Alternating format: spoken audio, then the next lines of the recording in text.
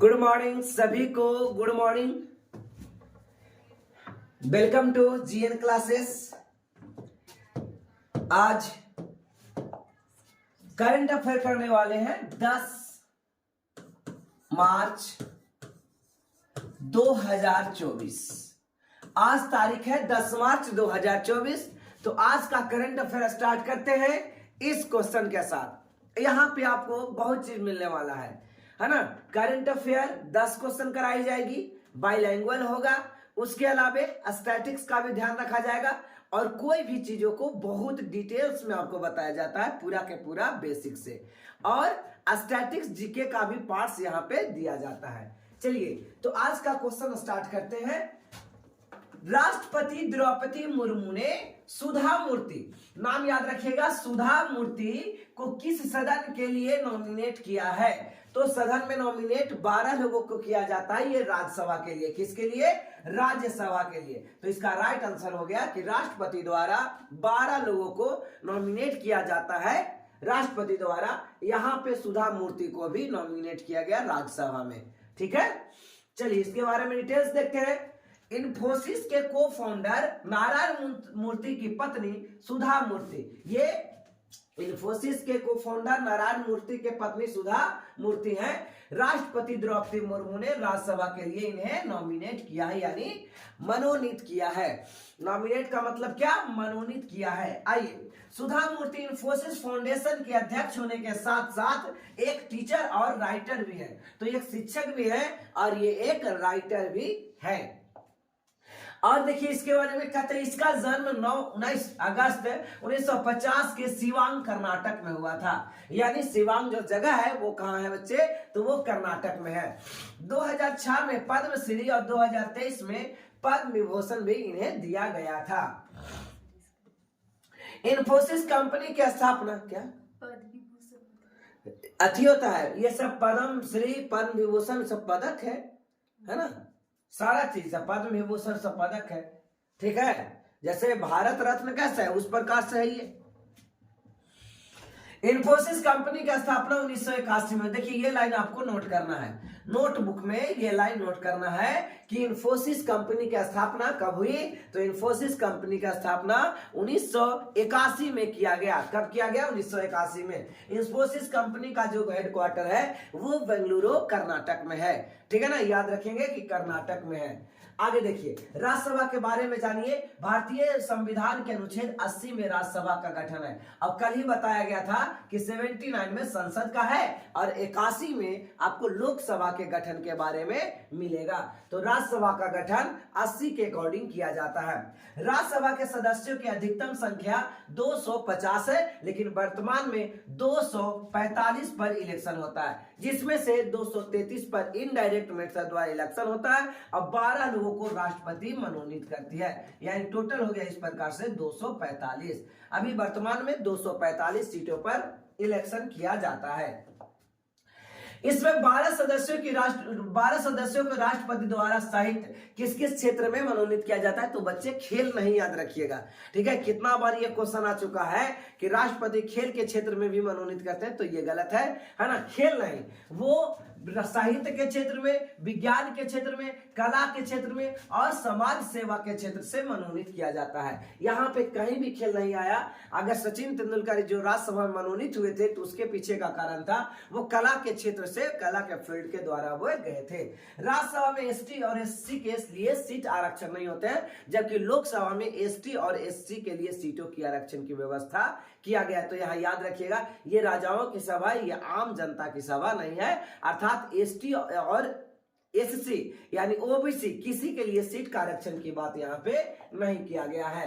राज्यसभा एक अस्थायी सदन है, इसका कभी भी गठन नहीं होता है। कहता है कि प्रत्येक 2 साल के बाद 1/3 सदस्य इसके हट जाते हैं और इनका कार्यकाल 5 साल के बजाय 6 साल होता है। याद रखेंगे, ये 6 साल में ये जाते हैं। तो राज्यसभा 1/3 सदस्य हर दूसरे वर्ष सेवानिवृत्त होते हैं, है ना। इसका मतलब समझ में आया? 1/3 है ना, 1/3 भाग टोटल 245 है, तो 245 का 1/3 हर साल रिटायर होते हैं और स्टार्टिंग में दूसरे वर्ष, है ना, हर प्रत्येक दूसरे वर्ष ये सेवानिवृत्त होते हैं। और इनका टोटल कार्यकाल कितना होता है? एक आदमी का कार्यकाल होता है 6 वर्ष।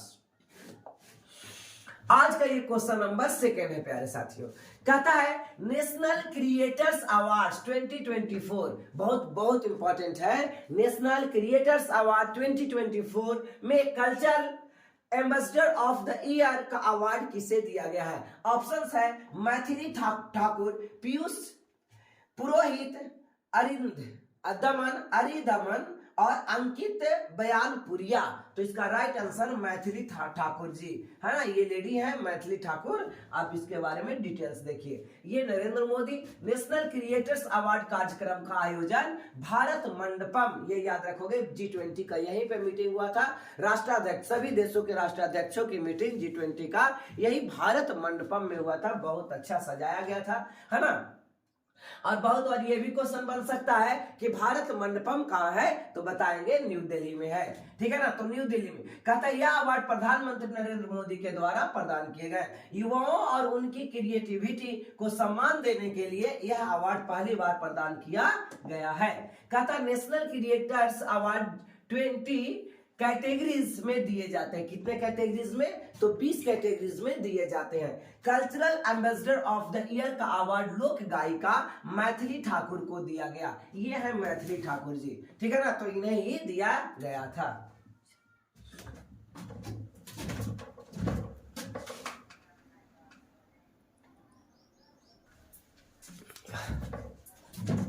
तो नेशनल क्रिएटर्स अवार्ड 20 कैटेगरीज में दिया जाता है, ठीक है ना। तो अभी वर्तमान में किनको मिला है? तो लोक गायिका मैथिली ठाकुर को ये अवार्ड दिया गया, ठीक है ना। तो आइए देखते हैं कि और इसमें क्या क्या विनर हुए, कौन कौन चीजों में। तो नेशनल क्रिएटर्स अवार्ड 2024 के विजेता celebrity creators of the year Aman Gupta को दिया गया। किनको दिया गया? अमन गुप्ता को दिया गया, ठीक है ना बच्चे। याद रखिएगा कि celebrity creators of the year Aman Gupta को दिया गया। Best nano creators Piyush Purohit को दिया गया। बेस्ट माइक्रो क्रिएटर्स अरिदमन को दिया गया। Best creators in gaming category में निश्चय को दिया गया, ठीक है। तो नाम है ये। Best health and fitness creator Ankit Baiyanpuria को दिया गया। Best creator in food category में कविता सिंह को दिया गया।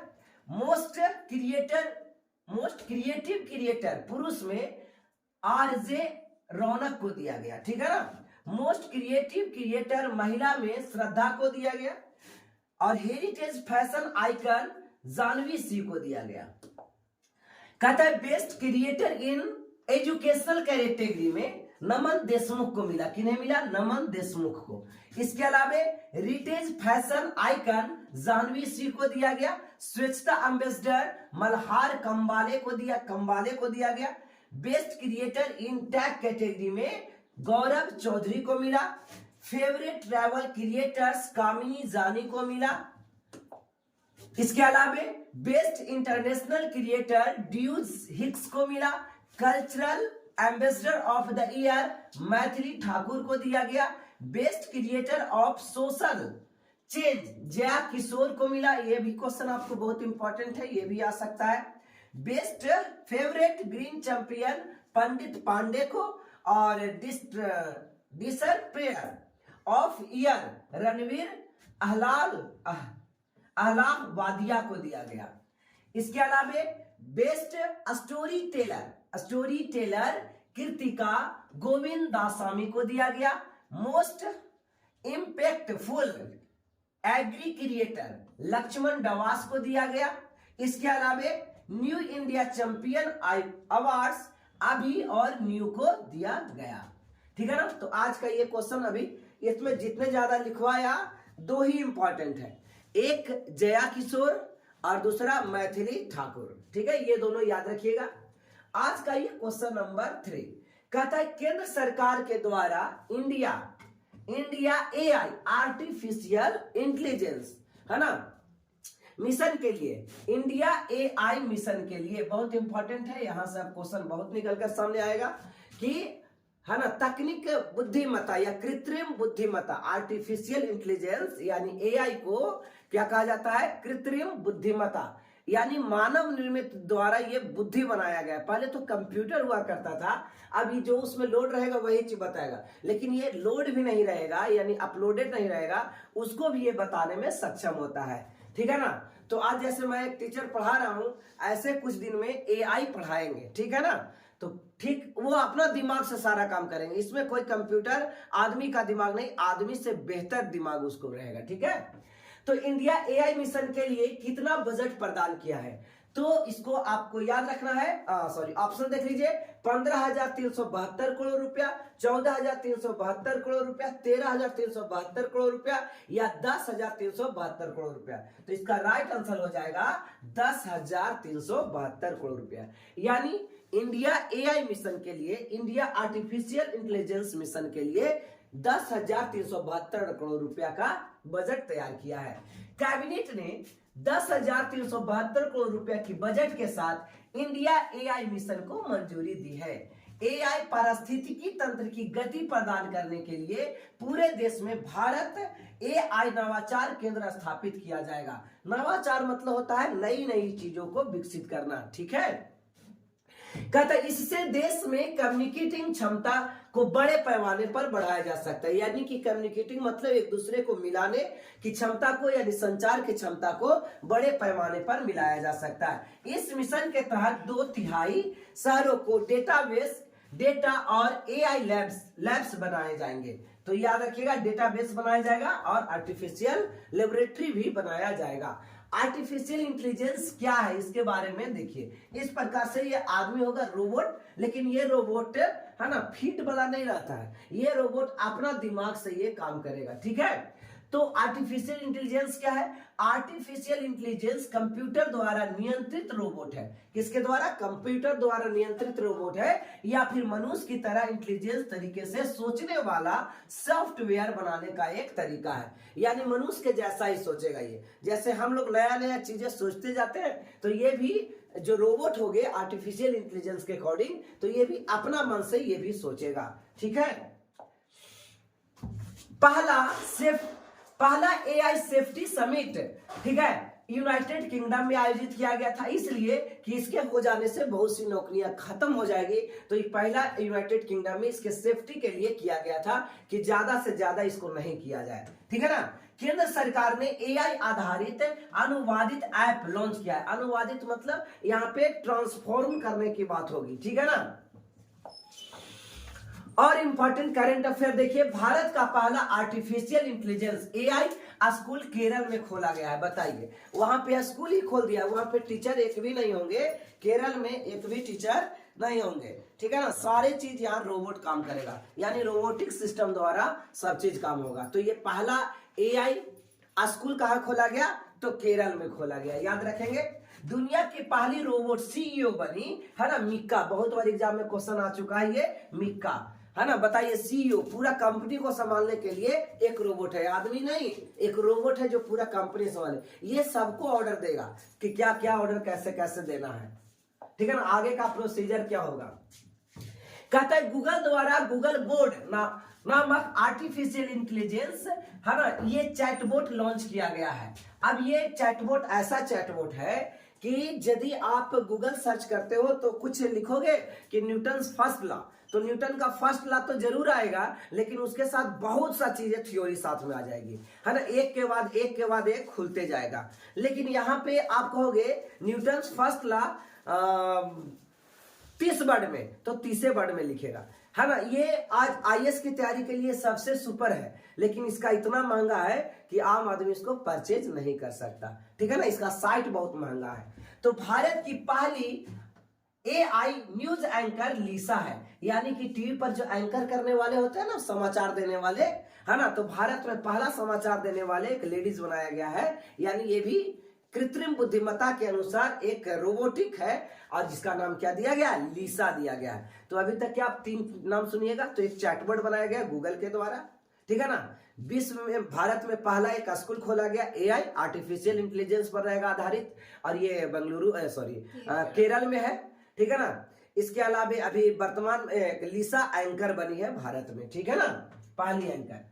आइए आज का देखते हैं क्वेश्चन नंबर 4। खसरा और रूबेला चैंपियन पुरस्कार किस देश में दिया गया? तो यह एक प्रकार का बीमारी है खसरा और रूबेला, ठीक है ना।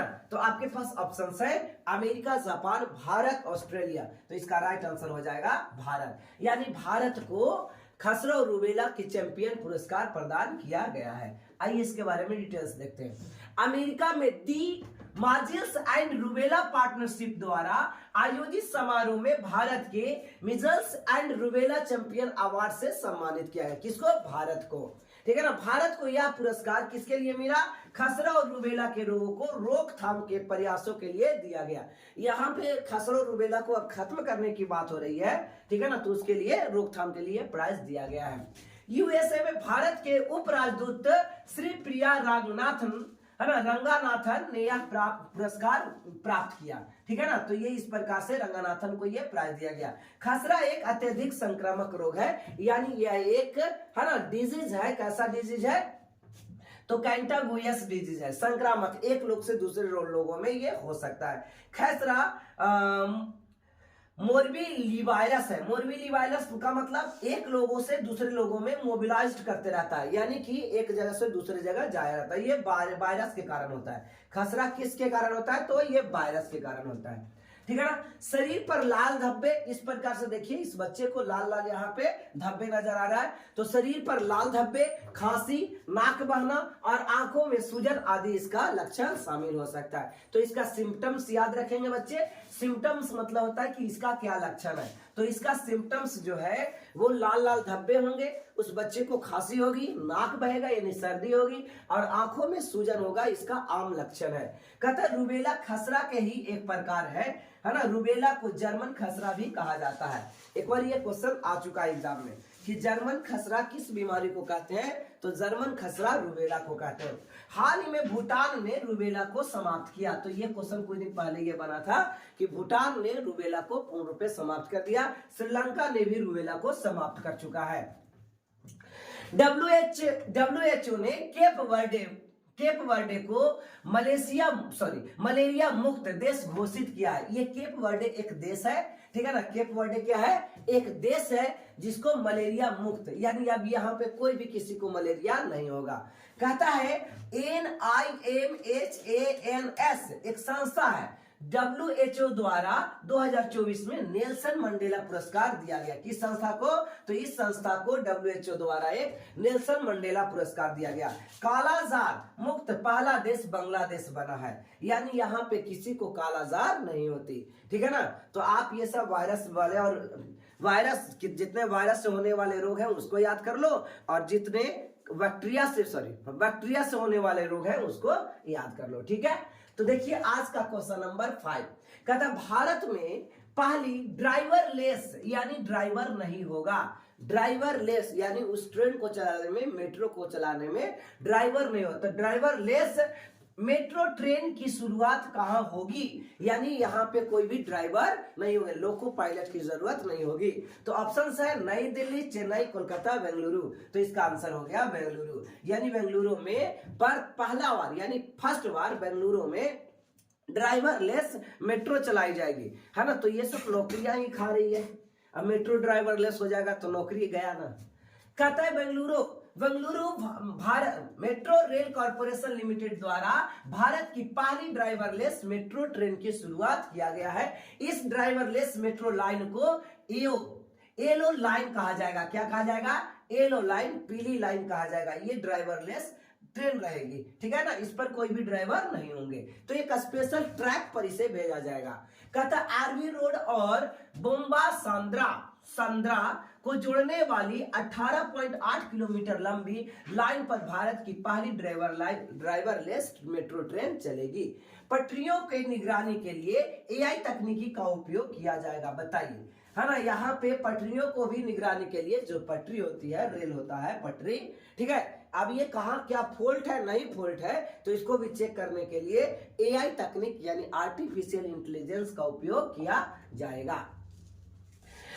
रेलवे के बारे में कुछ करंट अफेयर देते हैं। रेलवे सुरक्षा बल यानी रैपिड प्रोटेक्शन फोर्स या रेलवे प्रोटेक्शन फोर्स के महानिदेशक बने हैं मनोज यादव। ठीक है, बहुत इंपॉर्टेंट है। भारतीय रेलवे ने किस वर्ष शुद्ध शून्य कार्बन उत्सर्जक बनाने का लक्ष्य रखा है? 2030, यानी 2030 तक के डीजल से चलने वाली सभी रेल को खत्म कर दिया जाएगा और सभी ट्रेन जो चलेगी वो किससे चलेगा? इलेक्ट्रिक से चलेगा। इलेक्ट्रिक से चलेगी या फिर हाइड्रोजन से चलेगा।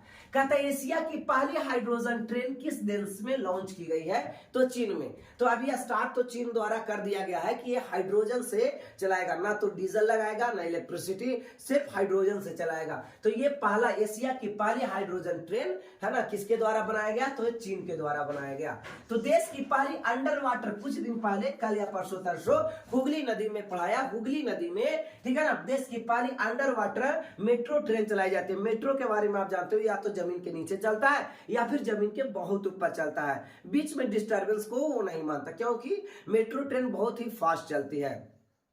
और इसको क्या किया गया कि समुद्र के अंदर यानी हुगली नदी के अंदर, जो समुद्र का ही पार्ट है, ठीक है ना, हुगली नदी के अंदर मेट्रो ट्रेन को चलाया गया एक लूप बना करके। ठीक है, 2-3 दिन पहले करंट अफेयर में इसके बारे में पूरा डिटेल्स हमने चर्चा किया था। भारत की पहली हाइड्रोजन से चलने वाली ट्रेन शुरू होगी हरियाणा में। ठीक है, चीन के द्वारा हो चुकी है, अब भारत में ये हरियाणा में क्या चलेगा? सबसे पहले हाइड्रोजन से चलने वाली ये ट्रेन होगी। ठीक है बच्चे, आइए 2024-23 में प्रथम बार देख लेते हैं। ठीक है, चलो।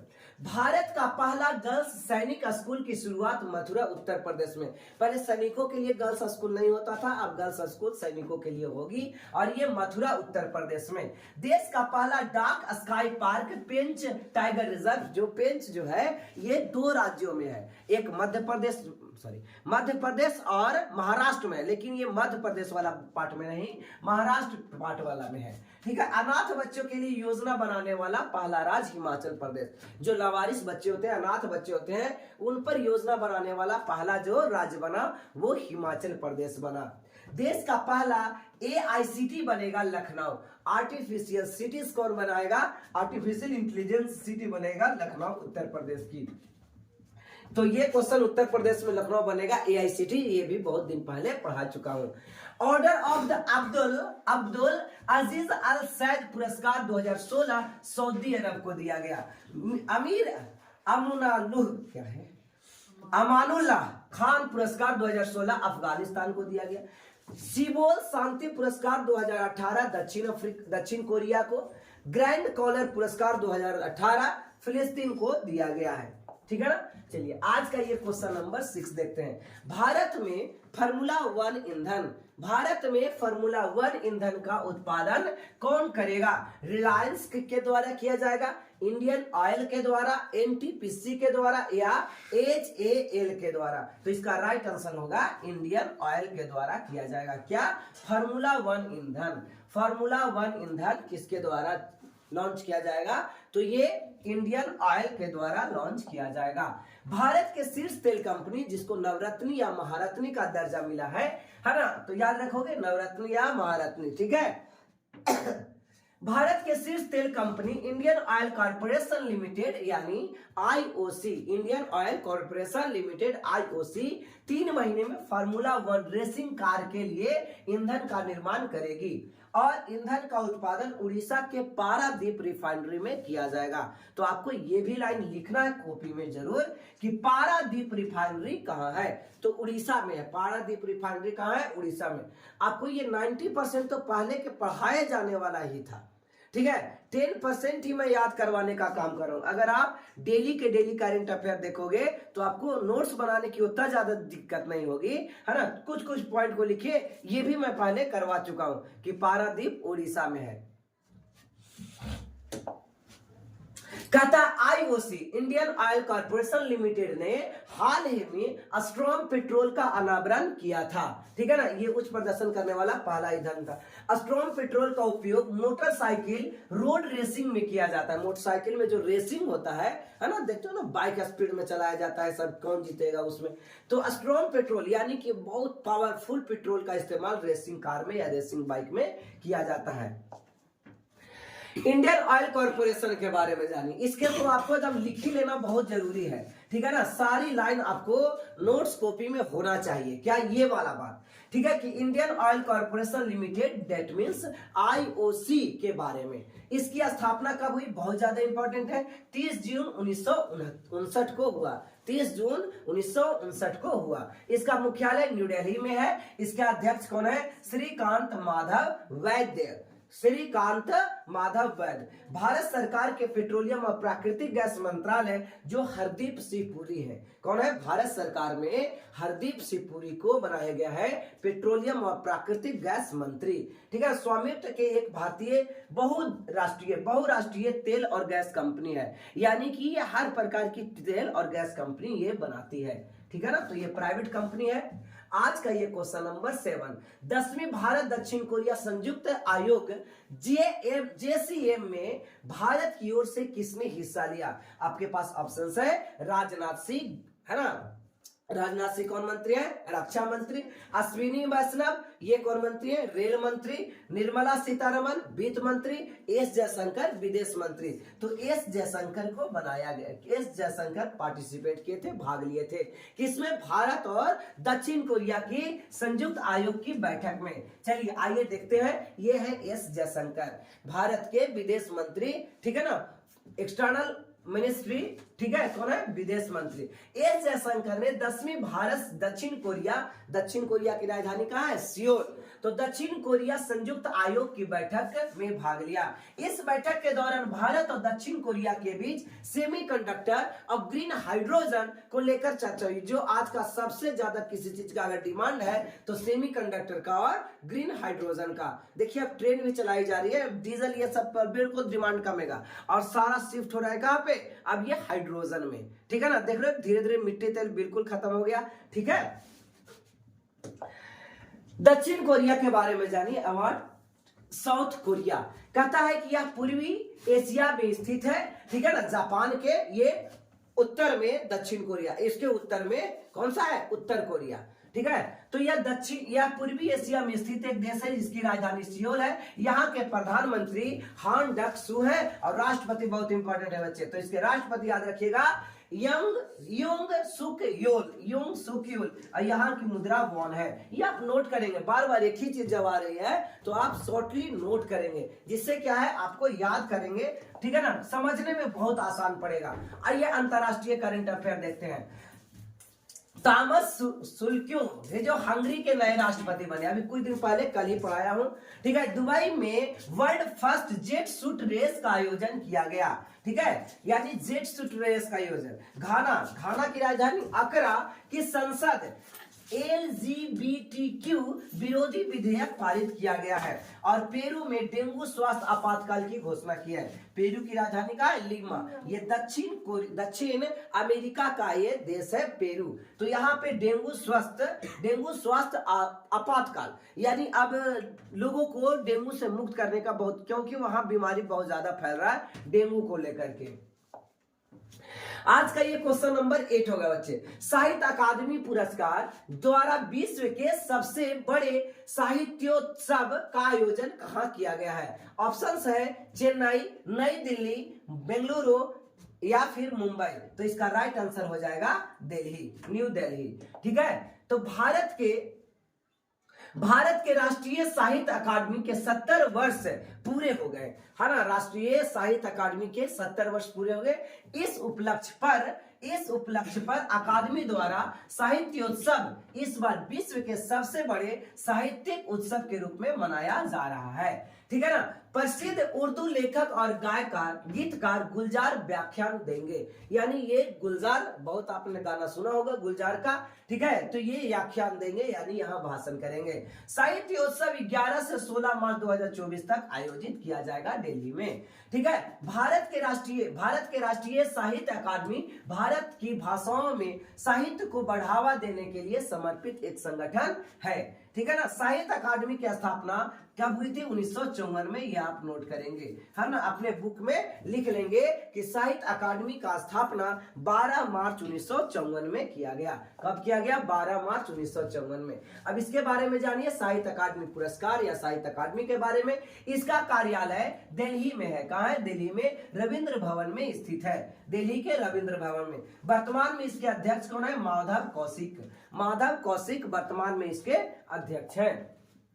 साहित्य अकादमी पुरस्कार के विजेता संजीव, जो हिंदी में मुझे पहचानों के लिए दिया गया। नीलम शरण गौर को अंग्रेजी में रेम्यून इन रागा जानकी को दिया गया। साहित्य अकादमी के बारे में और देखिए, गजेसी राजपुरोहित राजस्थानी गीत के लिए दिया गया पलकती प्रीत को। अरुण रंजन मिश्र, जो संस्कृत के लिए दिया गया सुनिए मेघगानम के लिए। किसके लिए? सुनिए मेघगानम।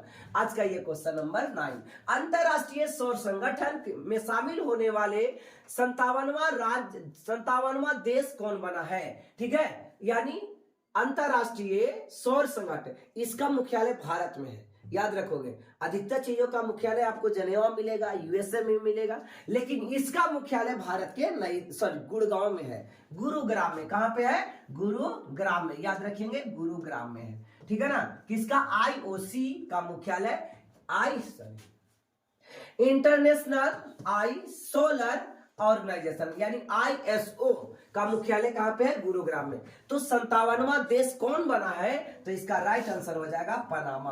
पनामा की राजधानी पनामा सिटी, और ये उत्तर अमेरिका का एक देश है जो दक्षिण अमेरिका उत्तर अमेरिका के जोड़ने का काम करता है, पनामा। ठीक है, तो देखते हैं इसके बारे में। कहता है पनामा अंतरराष्ट्रीय सौर संगठन यानी आईएसए ऑर्गेनाइजेशन था, आईएसए का अनुमोदन करने वाला 57वां देश बना है। कहता है पनामा ने नई दिल्ली में संयुक्त सचिव आर्थिक कूटनीतिज्ञ अभिषेक सिंह के साथ भारत के पनामा के राजदूत यासिल बुरेलो के साथ बैठक के दौरान आईएसए इंटरनेशनल सोलर अलायंस, और इसका मुख्यालय कहां है? भारत के गुरुग्राम में। ठीक है ना। तो दस्तावेज सौंपे हैं, यानी अब ये संगठन का देश बन चुका है। अब इसके बारे में आपको बच्चे पूरा के पूरा लिख लेना है, क्योंकि यहीं से क्वेश्चन निकल के आए। वहां से करंट अफेयर एक पनामा जुटा, और ये है इंपॉर्टेंट स्टैटिक्स। ठीक है, तो इसकी स्थापना 2015 में भारत और फ्रांस ने की थी। दोनों में संयुक्त रूप से इसकी स्थापना किया था भारत और फ्रांस ने, लेकिन हुआ कहां पे? भारत में हुआ था। आईएसए इंटरनेशनल सोलर अलायंस में सदस्यों की संख्या 120 से अधिक है। कहता आईएसए के महानिदेशक अजय माथुर जी हैं, और इसका मुख्यालय गुरुग्राम में है। तो यहां से क्वेश्चन हमेशा निकल के सामने आता है। आईएसए यानी इंटरनेशनल सोलर अलायंस का मुख्यालय कहां पे है? गुरुग्राम में है। भारत का सबसे बड़ा बैटरी एनर्जी स्टोरेज सिस्टम आधारित सौर ऊर्जा संयंत्र छत्तीसगढ़ के राजनांदगांव में स्थापित किया गया है। यानी पूरा आप देखोगे तो खाली सोलर सिस्टम लगा रहेगा, और वहां पे एक बैटरी में क्या करेंगे? स्टोर करेंगे। क्या चीज को स्टोर करना होगा? तो सोलर सिस्टम द्वारा जो एनर्जी है, ऊर्जा जो पैदा हुआ, उसको स्टोर करना होगा। तो मध्य प्रदेश पहला, देखिए मध्य प्रदेश का पहला सौर ऊर्जा संचालित शहर सांची है। यानी सांची में इलेक्ट्रिसिटी आने के लिए कोई भी तार ऐसे नहीं खींचा गया है। ठीक है, ये तार खींचा गया है तो वो किस लिए खींचा गया है? सोलर प्लेट द्वारा, है ना। कोई इलेक्ट्रिसिटी के लिए कोई कार्बन, कोई ईंधन, किसी चीज की जरूरत नहीं है। अपने राज्य में वो सोलर सिस्टम द्वारा उत्पन्न करते हैं एनर्जी यानी बिजली, और चलाते हैं। समझ में आया ना। तो ये सांची ऐसा शहर है, भारत का पहला ऐसा शहर है सांची, जहां पूरा के पूरा 100% इलेक्ट्रिफिकेशन का काम सोलर सिस्टम द्वारा किया गया। किसके द्वारा? Solar system. जैसे अभी जो मैं इलेक्ट्रिसिटी यूज कर रहा हूँ, गेट अच्छा से नहीं लगा बेटा, अभी जो मैं एनर्जी यूज कर रहा हूँ, इलेक्ट्रिसिटी यूज कर रहा हूँ, वो कैसे बन के आ रहा है? तो वो विद्युत से बन के आ रहा है, यानी कि वो या तो कोयला से बना होगा या फिर ये यूरेनियम से बना होगा। कोई सोलर पैनल द्वारा ये ऊर्जा नहीं है। तो याद रखेंगे, सोलर संचालित शहर सांची। गुजरात के मेहसाना जिले के, तो गुजरात में एक जिला है जिसका नाम क्या है? मेहसाना, है ना। कुछ दिन पहले हम सभी बच्चों को जिला याद करवाते थे। इसका काम समझ में आ रहा है? ठीक है ना।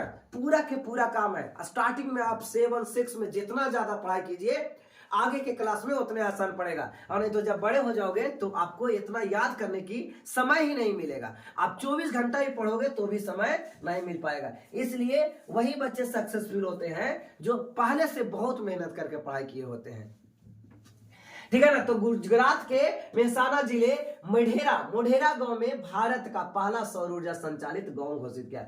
यहाँ सबके घर में ऐसा सोलर सिस्टम लगा दिया गया, ठीक है। और यहाँ इलेक्ट्रिसिटी नहीं आती, आपको यही रहेगा, यानी जब चाहिए तब आप सोलर से आप काम ले सकते हैं, ठीक है। तो बैटरी स्टोरेज के द्वारा यहाँ पे, तो ये गांव का नाम याद रखिए। गांव का गुजरात का कौन सा जिला था? मेहसाना। और गांव कौन था?